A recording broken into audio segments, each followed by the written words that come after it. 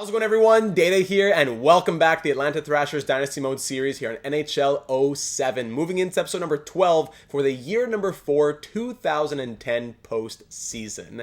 In the last one, we went 44, 29, and 9 to finish off our 4th regular season in Atlanta, to also make our 3rd postseason through 4 years here with the Thrashers so far, as a part of our 5-year plan with the Thrashers. Our last episode was the first in over 2 years, so thank you everyone for all the love in the comments. Everyone excited to get the series back going. If you haven't been following along with the series so far, no problem. Let me catch you up. Last episode, we ended up finishing 6th in the Eastern Conference, in a stacked conference, mind you, as the Bruins went 62, 15, and 5 to finish first. The Hurricanes 59, 18, and 5 to finish second. And thankfully, we just finished 6th so that we can play the Devils, who went 47, 31, and 4. A great team, but I'd rather face them than Carolina or Boston if we were to finish 7th or 8th, as Pittsburgh and the Rangers did as well, as there was a very tight race here at the bottom. 97, 96, 95 points for the last 3 spots in the Eastern Conference.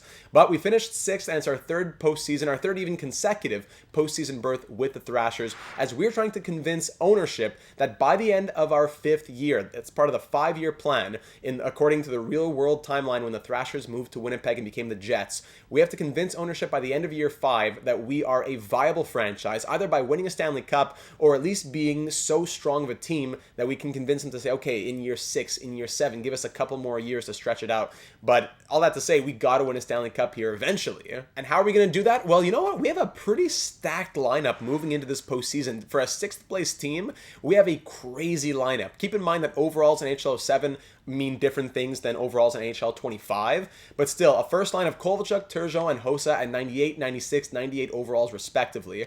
A second line of Ladd, Ruutu, and Armstrong, 93, 95, 95. We acquired Tuomo Ruutu in the last one. Third line, Bulis, Immonen, and Sharov, all 86 overalls. We acquired Sharov in the last one as well.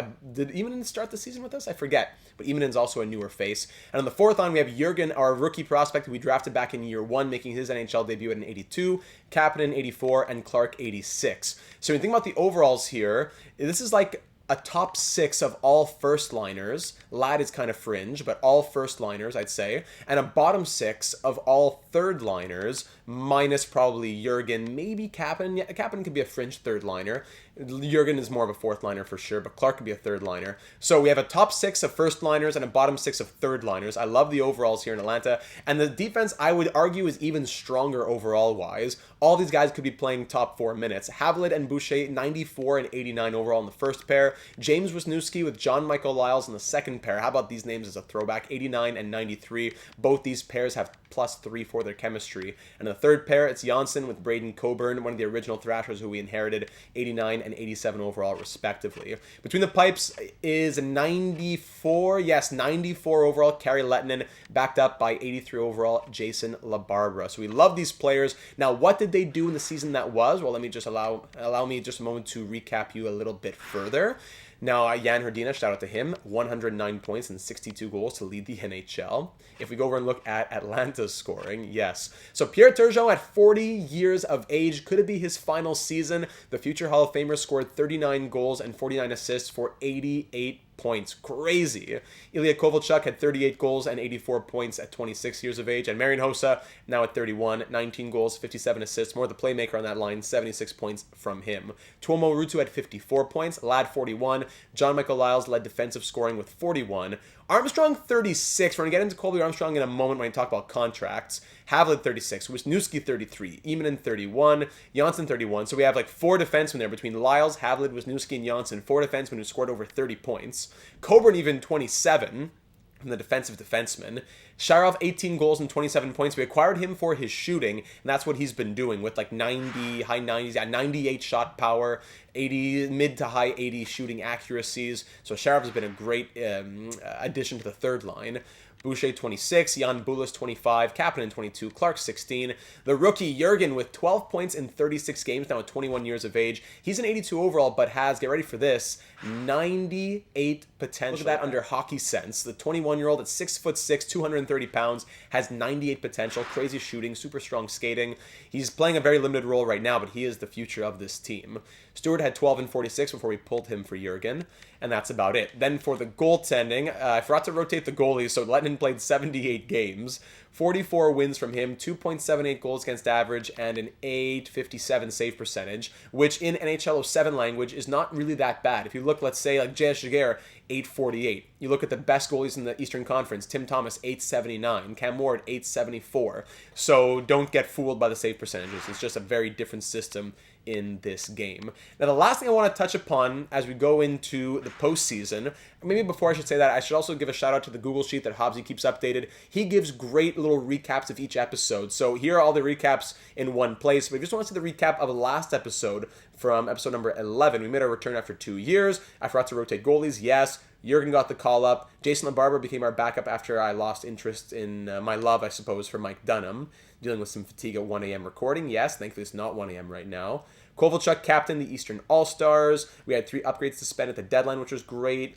Let's see, Boston was clinched at the deadline, which was crazy. And we needed to win Game 82 to clinch, not facing the Hurricanes in round 1. But thankfully the Penguins also lost, so we got to face the Devils. So there's a little recap of the episode that was.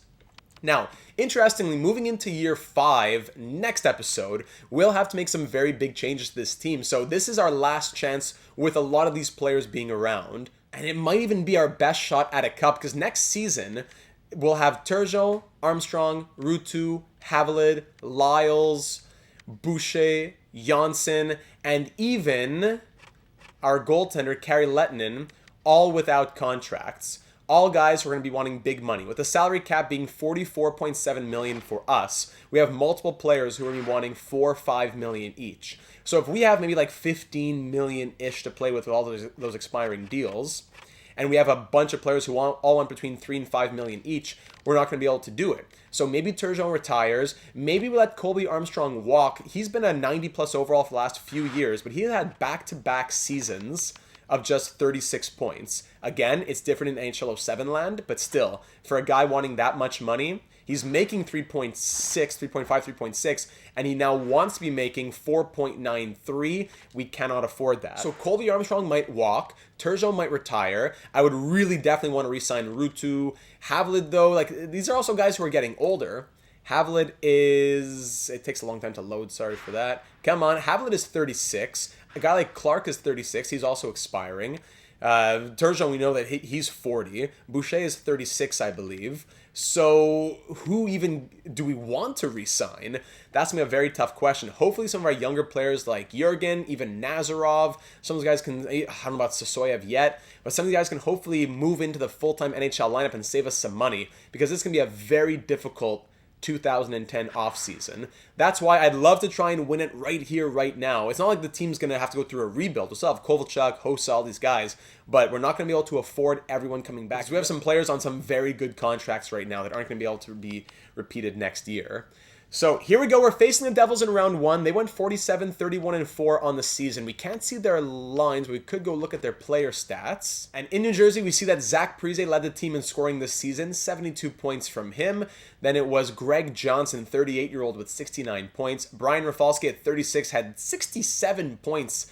Wow, as a defenseman as well. Vladimir Chlubna had 64 points, 33 goals, okay. Johnny Oduya, 57. Scott Gomez, 53. Brian Gianta, 44. John Madden. Darcy Hordichuk. Victor Kozlov. Paul Martin. Colin White. Patrick Stefan, former Thrasher. Jay Pandolfo. Richard Matvichuk. Brad Lukovich. Alex McGillney at 41 years old. Whoa!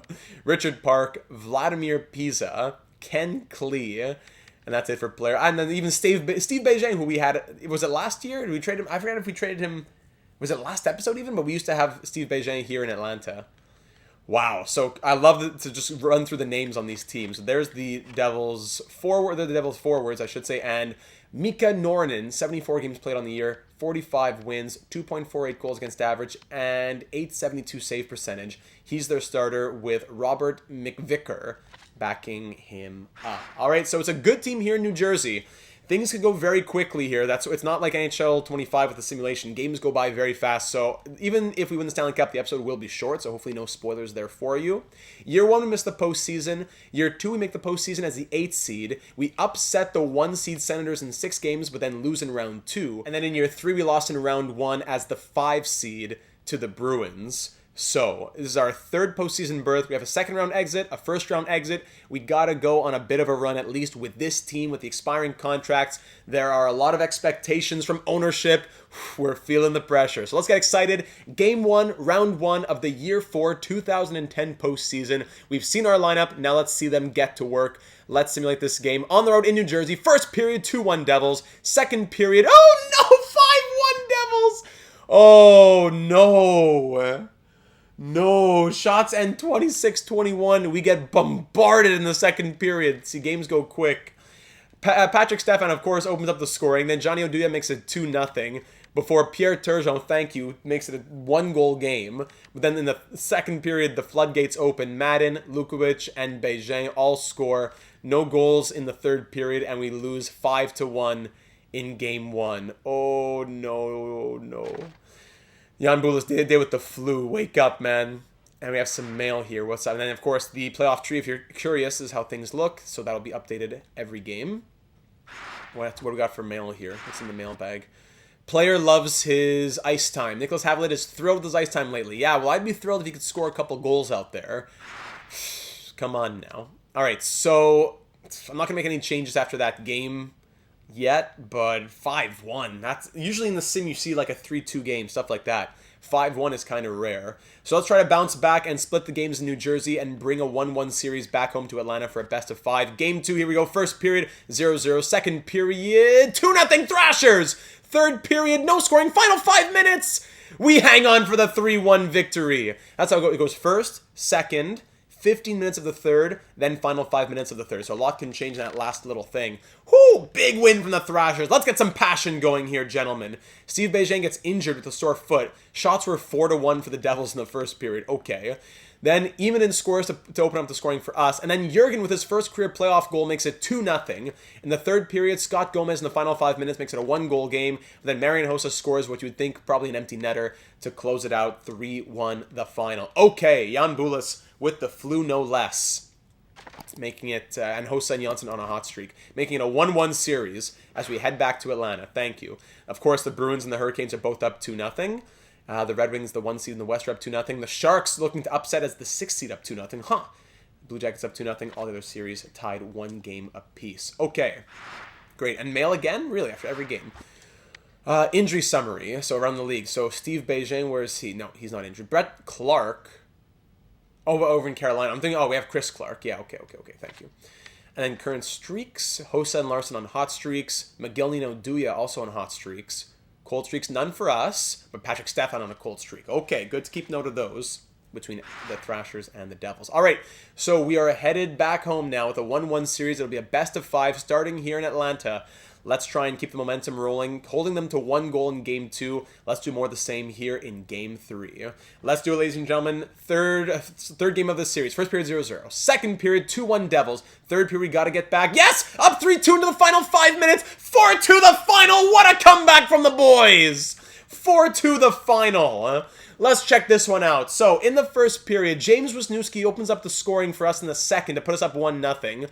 But then Janssen injured with a sore neck and also got a game misconduct. So I guess a sore neck from boarding someone. Oh no, Janssen got a game misconduct. But then Janssen scores. No, Johnson scores for the Devils to make it 1-1. Beijing scores to make it 2-1 Devils. We head to the third period. Imanen scores to tie it at 2. Then Pierre Turgeon puts us up 3-2. And then finally, in the final 5 minutes, Pierre Turgeon scores again to make it 4-2, as Johnny Oduya gets a game misconduct late for having a little brouhaha, some extracurricular after the whistle there at the end. And there you go. From down 2-1 to a 3-goal third period to win us Game 3 by a score of 4-2. That's a huge momentum shifter. So Bulis completely recovered from the flu. Kovalchuk on a hot streak. John McElwow's on a hot streak. Boucher now has the flu from Bulis. And also Imanen on a hot streak as well. Wow. Okay. Playoff tree. Bruins up 3-0. The Sharks up 3-0. The Blue Jackets up 3-0. Okay, interesting. As the 6th seed, we got to try and do what the Sharks are doing. Wow, was that something? Was that something, huh? Let's just keep it rolling, I suppose. No one got any game misconduct. They just got kicked out of the game, right? If we just look at edit lines quickly. What's his name is still good. Eamon's at a 91 with his hot streak at the moment. Boucher, 79 because of the flu. So you know what? I'm going to swap. Hold on. I'm going to take Boucher and switch him with Lyles. Let's do that. Lyles can go. He's take away the chemistry, but Lyles can get some more ice time. It's a 98 overall. Let's give him the ice time. Let's put Boucher here. I don't want to put two 79s together, so I'll keep Coburn, Janssen, Havlik. Okay, let's do that. Just one little change for the defense. Hopefully that does something just until the flu is done here. And now we're ready to move into Game 4 with a 2-1 series lead. I'd love to make it 3-1. Let's go. Game 4 of Round 1. First period, 2-0 Devils early. Second period, we know how to come back. 2 goals apiece. It's 4-2 Devils. Third period, no scoring. Final 2 minutes. Oh, 1 goal, but not enough. As we drop this one 4-3, Kozlov scores to open it up for the Devils. Then Stefan makes it 2-0. Second period, Kapanen and Turgeon tied at 2, but then McGillney and Madden restore the 2-goal lead to make it 4-2. In the third period, with under 5 to go, Pierre Turgeon scores. Pierre Turgeon, what a machine!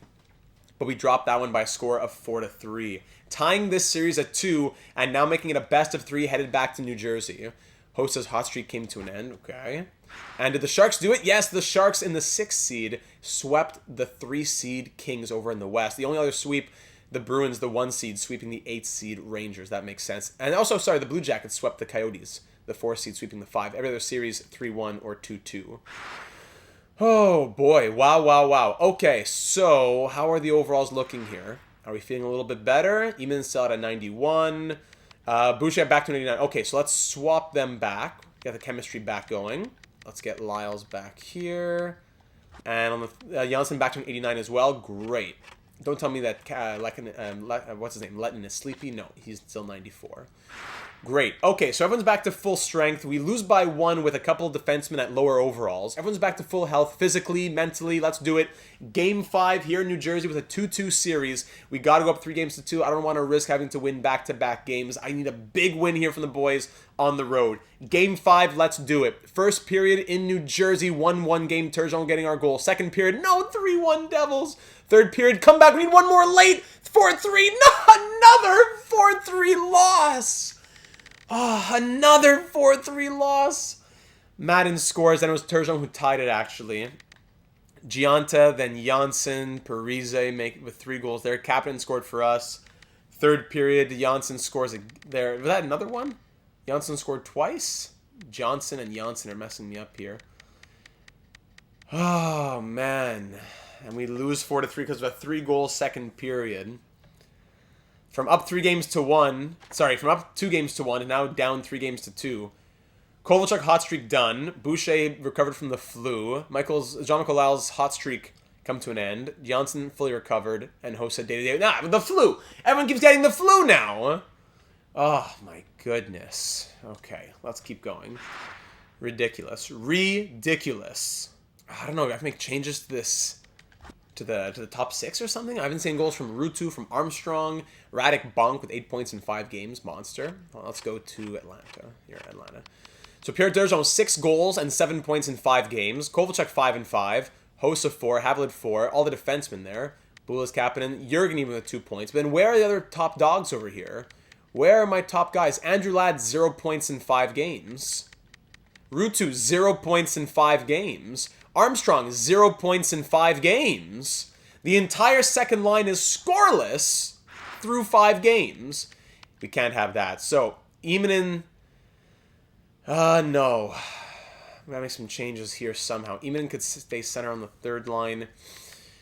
Sharov is a shooter. He hasn't been scoring, but he's a shooter. Let's try Ruutu and Sharov here. On the second line. Sorry, Sharov plays left. Hold on a second. Hold on, give me a sec to just fix up some lines. Okay, how about this? Kovalchuk, Turgeon, Hossa, even with the flu. Second line, we swap some of the wings around. So Sharov, Ruutu, Eamon. Third line, Bulas goes center. Ladd and Armstrong move to the wings on the third line. No good chemistry, sadly. Then the fourth line stays Jurgen, Kapanen, and Clark. On defense, I think the defense has been fine. So that's going to be our only change moving into Game 6. We got to win Games 6 and 7. We won back-to-back games before. We went up 2-1. Now we lost back-to-back, and we got to win back-to-back again. On the verge of elimination to have another first-round exit. We'll have, through 4 years, we'll have 1 missed postseason, 2 first-round exits, 1 second-round exit. We gotta try and push for that at least Game 7 here. So in front of the home fans, we gotta do it. Game 6, round 1. Here we go to 4-7. First period, 2-2, high-scoring affair. Second period, 1-0 Devils. They're up 3-2. Third period, 2 goals for us. We're up 4-3. Final 5 minutes. We're going overtime, 4-4 game, and the Thrashers win it in overtime. Game 6, OT victory, and the Thrashers have forced 7. Oh my goodness. Coburn and Armstrong scored to put us up 2-0 in the first period before the Devils answer back with White and Kozlov to tie it at 2 after 20. In the second period, Scott Gomez makes it 3-2. Heading into the third period, Sharov scores twice up on that second line. That's why we promoted him. Sharov scores twice. The Devils get one back from Martin to force overtime. And Sharov the hat trick! No kidding! Sharov, we promote him to the second line, and he scores a hat trick to get us to Game 7. That's crazy!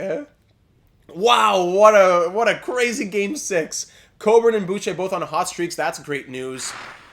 Oh, wow. The Red Wings, the Avalanche, the Sharks, the Blue Jackets are all through in the Western Conference. And you know what? The Senators, the Hurricanes, and the Bruins are all through in the East. We're the only series in the whole league going to 7 games.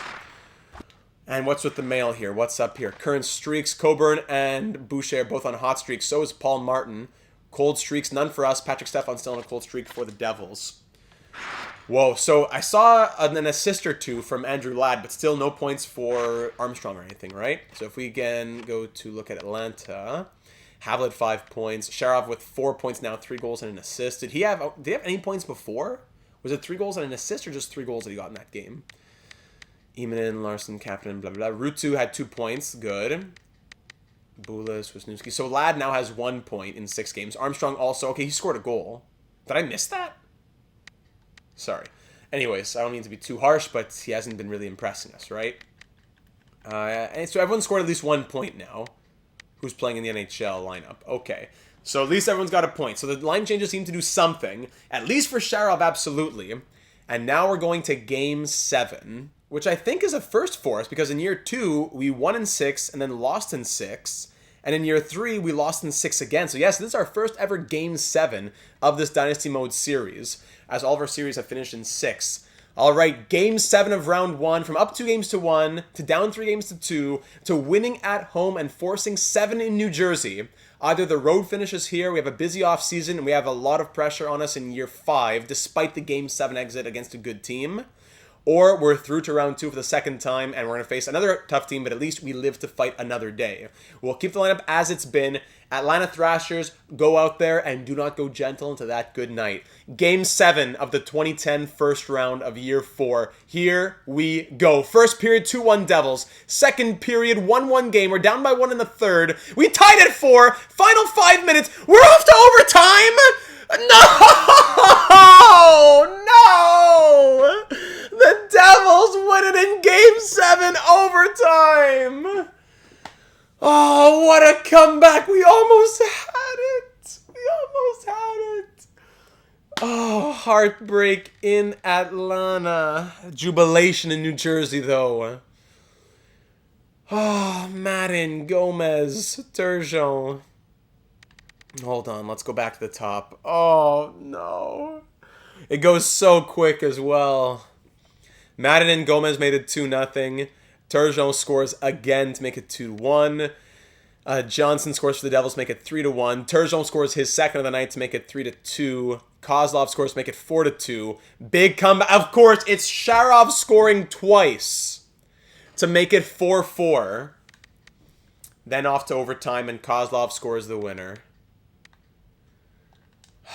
As we lose in Game 7 overtime to the New Jersey Devils.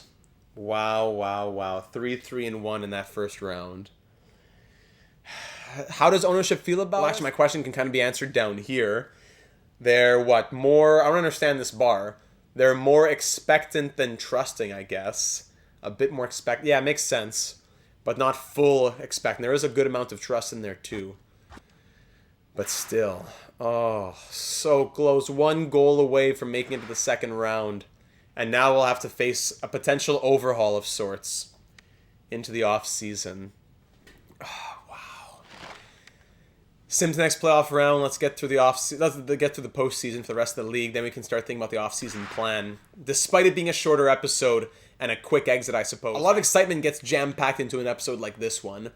Boston faces Ottawa. Carolina faces New Jersey. Would have faced them in back-to-back second rounds if we had beaten the Devils.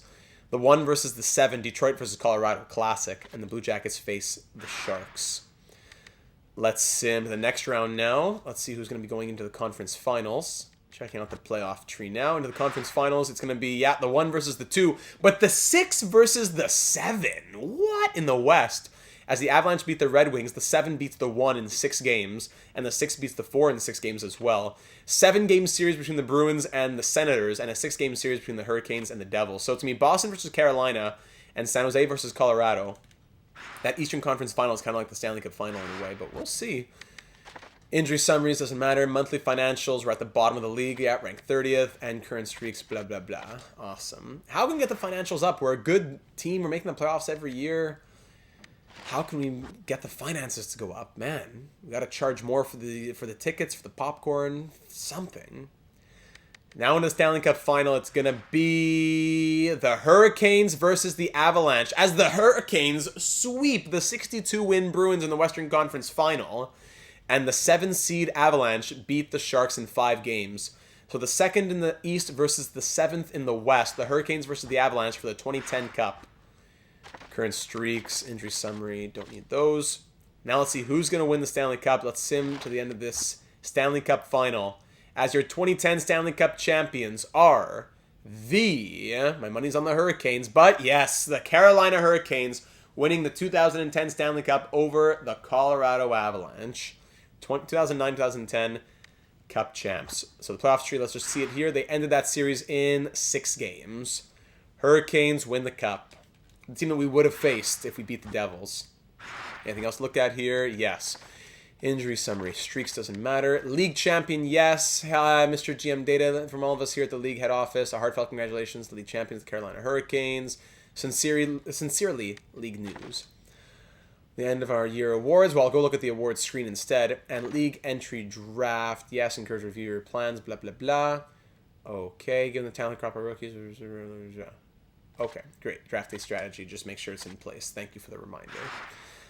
So let's see the awards then. The awards here after year 4. The Hurricanes win the Cup. That's their first since the real world 06 Hurricanes. Very nice. As it went Western Conference for a bit. Flames, Wings, Flames. Now it comes back to the East with the Hurricanes. Hart goes to Jan Hrdina. Of course it does. Always Hrdina and Tanguay in AHL 07. The Art Ross also goes to Hrdina, breaking Tanguay's 3-year streak. The Maurice Richard again to Hrdina. There you go. James Norris goes to Steve McCarthy. Back-to-back years of the Flames, though. Dion Phaneuf. Was Andrew Ference in the Flames there in 08 as well? Calder goes to this guy, Andreas Solzer, over on the Bruins. Vezina to Manny Legacy, yep. Lady Bing goes to Joe Thornton. The Frank J. Selke to Fernando Pisani, okay. Conn Smythe to Eric Cole over on the Hurricanes. The Jennings goes to Legacy. The Bill Masterton goes to Corey Cross. Lester B. Pearson to Jan Hrdina, the equivalent. That's the equivalent. It's just the renamed Ted Lindsay. The Jack Adams, Dave Lewis, coach of the Bruins. President's Trophy goes to the Bruins as well. And there are all of your awards. Prince of Wales, Clarence S. Campbell, blah, blah, blah, for 2010, year 4 complete. In the end, looking at our player stats through 7 games. Actually, oh no, I can't see player stats anymore. What? Oh, come on. I didn't sim to the end of the postseason yet. Why can I not see that? So you have to infer from the Game 7 stats, I guess. So Sharov ends the postseason. He had 3 goals and assists. So he had 5 goals, 1 assist, 6 points in 7 games from Sharov. We know that. Tanguay had, 8 goals in 7 games? Or 7 goals in 7 games, something like that as well. Hey, why won't they show me? Now we can trade players, though. So maybe I won't click continue to the offseason. Can I trade the contract of Colby Armstrong? If we're looking to trade Colby Armstrong, let's get his rights out of here. So you know what? I won't advance further then. As tempted as, I don't know, should I? Let me take a look here. I don't mean to do the offseason here, but maybe just a tad of... Because the format is going to be a bit different than current NHL series that we do. So what's our salary looking like? So if we sort again by overall, Pierre Turgeon, I don't know if he's retiring. Colby Armstrong, I don't want to sign him for whatever he's asking for. But Tomo Ruutu, for example, I'd want to sign him. But what's our cap space, right? Because technically, the offseason hasn't begun yet, so we don't have the cap space for a contract like this. Can we go 3 years... I don't know, at 4.53? Sounds good, let's sign. Okay, so he wanted 4.85 for 1. He's going to sign 4.53 for 3. All right, so that takes up a lot of money. So we could go over the salary cap right now, yes, and then make trades after. Okay.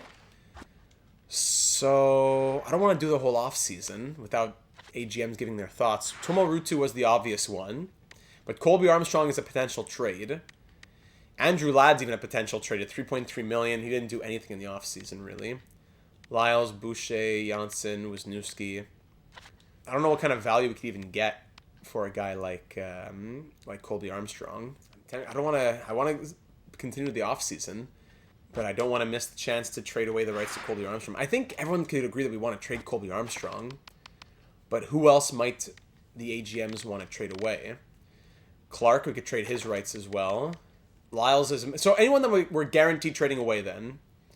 Armstrong and Clark, yes. Bullis is a maybe, so I won't do it.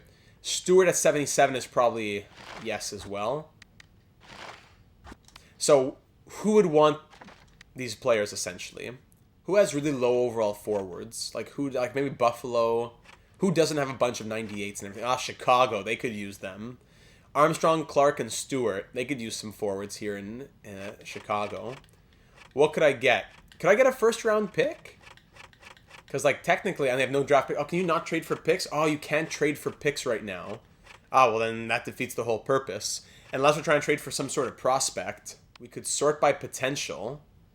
Or even just try for another forward. Is there another top 6 forward we could look at targeting? A team with an excess of high overall forwards. Maybe one that's signed on long-term, but they need to free up money. I'll do my research. Someone who might fit the bill might be Brendan Shanahan. He's 41... but he's only making $2.7 million. He has all these crazy attributes, of course. Last year, scored 68 points. Maybe, because the Ducks would want to move him out so that they can re-sign maybe Solani, McDonald, Perry. Then they can give a contract to Armstrong. Clark and Stewart is just for trade value, pretty much. Brendan Shanahan might be the guy. Yeah, I think so. From what I'm looking at, there's not a lot of players who are any better... or make less money / would make sense for the trade. Like this deal here, 94 overall, 1 year left at $2.8 million. That would be great for this guy from Florida, Rastislav Oles. But he's actually like an 82 bumped up to a 93. Don't get fooled by that. I got to be careful. Shanahan was 98. He's actually 98 overall, so got to be careful with who's actually what overall here, with things getting pumped up. Yeah, I think Shanahan makes the most sense. But now the question is, do the Ducks want to do that trade? You give me Shanahan. Who else can I try to throw in here just to make sure the trade value is not crazy? Rookie skaters. Yeah, rookie skaters. They have no rookie anything. Turkov and Shanahan for Armstrong, Clark, and Stewart. We'll go above... Hey, the salary cap. We're already above the salary cap because of Ruutu. So I shouldn't have signed Ruutu then. Scam.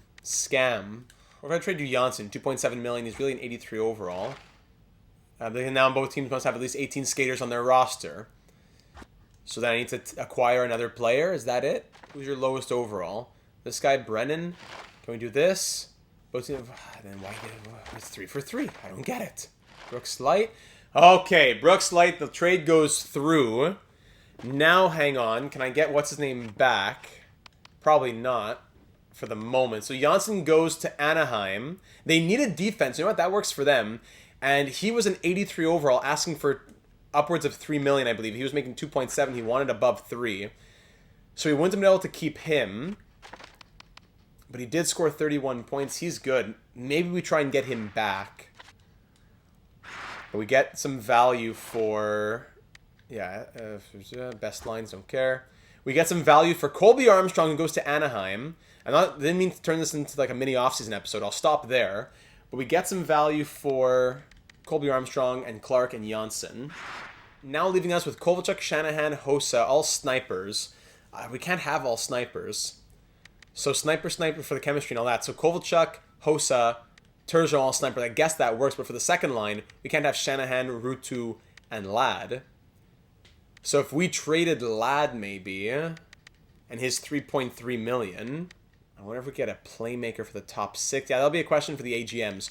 So the top 6 next season, we got Brendan Shanahan in here. 1, 2, 3, 4, 5, 6. I'm down to trade Andrew Ladd for a playmaker in the top 6 who fits the bill. Someone who would be in the 90 overall plus range, who also is in his like mid-ish 20s, who's a high enough overall. So someone who is just making a little bit less money, but is a playmaker, but still in the 90 overall range and like 24-year-old range.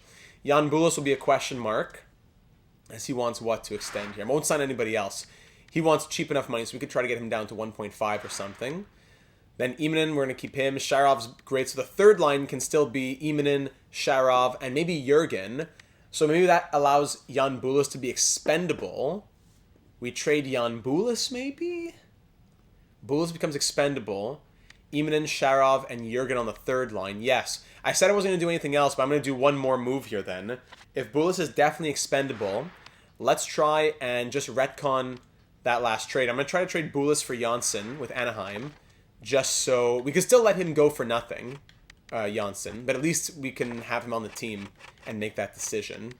So, and we got Brooks Light here too. I'll trade you back Brooks Light, and I'll give you Jan Bulis for Janssen. Both teams need 18 skaters. Of course they do. So you know what? I'll just keep Brooks Light then. I'll keep him down. Bulis for Janssen above the salary cap. So I do need to trade Brooks Light. Maybe Boucher. If there was a defenseman to cut, it was probably Boucher. So we cut Boucher and we keep Janssen. So we retcon that last deal. Hold on a second. This is going to be the trade. So just swapping Boucher for Janssen above the salary cap. But give you Mike Dunham. Great. Mike Dunham. We dumped Mike Dunham. We don't need him on the team anymore anyways. Okay, so just kind of retconning that last move. So Boucher is the one who we're trading away the rights to Anaheim in the Shanahan deal. And Janssen is the one who we're keeping, as he's like, what, over a decade younger. So Boucher is the one who's on his way out. Thank you, Boucher, for your service here in Atlanta. Now to close off the episode, we can say, next episode, let's make a Ladd and Bulis trade for a top 6 playmaker.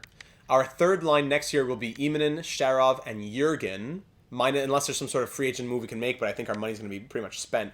And our fourth line can be Kapanen, Stewart, and I don't know, Norgren, who we just got, or maybe there's a free agent signing there somewhere.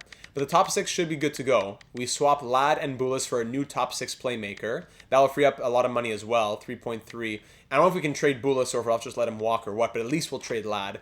And then on defense, we'll see what happens overall. We'll see what happens contract-wise. We could still have 1, 2, 3, 4, 5, 6. Now with Nazarov joining the team, that wouldn't be a bad thing. So we got Viktor Turkov, from the Ducks, who has what kind of potential here? So nothing special, just a random prospect, 66 potential. I don't feel bad for getting him from the Ducks.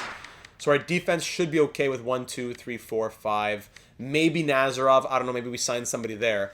But I wouldn't mind re-signing Janssen instead of Boucher, who is down to an 83 overall. But he will be wanting close to 3 million, now at 28, so he's like 9 years younger. Okay, sorry for all the circles I had to go in there. And of course, Lettinen will need his contract as well. Things are tight money-wise. We already made some changes to alleviate that, hopefully. Colby Armstrong on his way out. Wasn't going to work out for him. Sorry that I made a major decision on my own. Brendan Shanahan comes in. Yes, he's definitely older at 41 years old. Hopefully he doesn't retire, but I'm hoping he has 98 overall that he won't retire. But worst case, he does retire, and it's as if we just let Colby Armstrong walk to free agency. So it's not the end of the world. So I suppose now... Could I click continue the offseason now?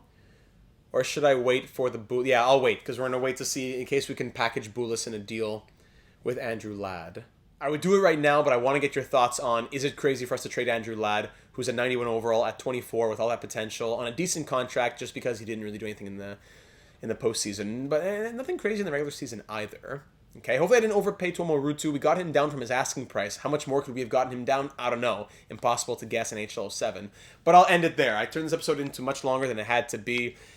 A brutal Game 7 loss in round 1. Game 7 overtime loss even in round 1. We'll try to run it back in year 5. We'll get a little bit stronger. We make some changes to our lineup. And we get ready to make our final case to Thrasher ownership to keep this team in Atlanta, at least for a little while longer if we don't win the Cup in year 5. It has to be a convincing season to keep the series going. So thanks for being here. Leave a like if you enjoyed the episode. And of course, subscribe if you haven't already for all of our ongoing franchise mode, Dynasty Mode series, NHL 07, NHL 25, our live stream series on MLB The Show, all that, our career simulations. Hit the bell to be notified when we go live with breaking news and analysis in the real world of hockey as well. And I'm looking forward to reading all your thoughts on this upcoming offseason for Atlanta in the comments on YouTube or in our Discord server, which is linked in the description. Looking forward to hearing from you. We're 1 year away from having to make a huge decision for this series. Looking forward to hearing from you as we move into the all-important year number 5 in the next one.